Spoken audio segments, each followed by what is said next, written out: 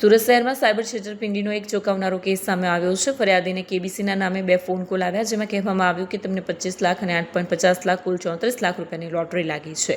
શરૂઆતમાં આરોપીએ પોતાનું નામ અબ્દુલ્લા જણાવીને કોલ પાકિસ્તાનથી હોવાનું કહ્યું। જો કે સુરત સાયબર ક્રાઇમ બ્રાન્ચમાં ફરિયાદ નોંધાયા બાદ પોલીસે તપાસ હાથ ધરી, ત્યારે આ કોલ આસામમાં હોવાનું પુરવાર થયું। સુરત સાયબર ક્રાઇમ પોલીસની ટીમ આસામ રવાના થઈ અને ત્યાં 7 દિવસ સુધી રોકાઈ તપાસ કરી। સતત ઓપરેશન બાદ પોલીસે આરોપીઓને ઝડપી પાડવામાં સફળતા મેળવી છે।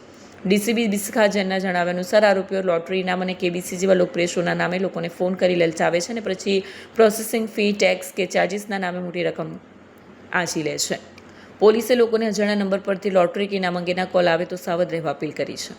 પાકિસ્તાનથી ચાલતી કેબીસી લોટરી ફ્રોડના ગુનામાં 2 આરોપીઓને સુરત શહેર સાયબર સેલની ટીમ દ્વારા આસામમાં નાગાંવ ખાતેથી ઝડપી પાડવામાં આવ્યું છે।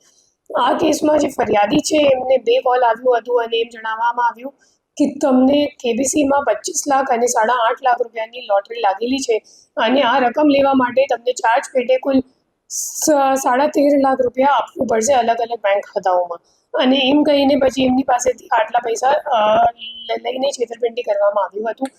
આ કેસની ટેકનિકલ વર્કઆઉટ કરતાં ખબર પડી કે જે ખરેખર બંને કોલ હતો તો એ વોટ્સએપ કોલ જે ફરિયાદી છે એમને પાકિસ્તાનથી આવેલું હતું અને પાકિસ્તાનથી અબ્દુલ્લા નામના વ્યક્તિએ કોલ કર્યું હતું। પછી જે તમામ ખાતાઓ છે જેમાં ટ્રાન્સફર કરાવવામાં આવ્યું હતું પૈસા, તો એ તમામ ખાતાઓ આસામના હતા।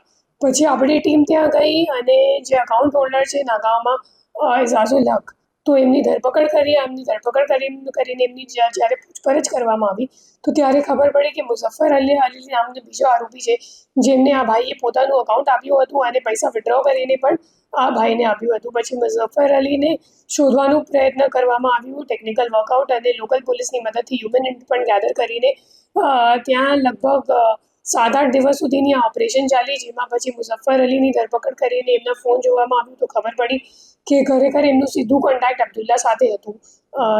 એકચ્યુઅલી છે એમનું કોન્ટેક્ટ અબ્દુલ્લા સાથે, જે પાકિસ્તાનનું રહેનાર છે અને જે પૈસા છે એ પણ એ લોકો વિડ્રો કરીને કેશ ડિપોઝિટ મશીન મારફતે અબ્દુલ્લા જે અકાઉન્ટ આપતો હતો એમને એમાં એ લોકો મોકલતા હતા। તો એમ કરીને આખી જે ઓપરેશન છે એમનું પર્દાફાશ કરવામાં આવ્યું છે।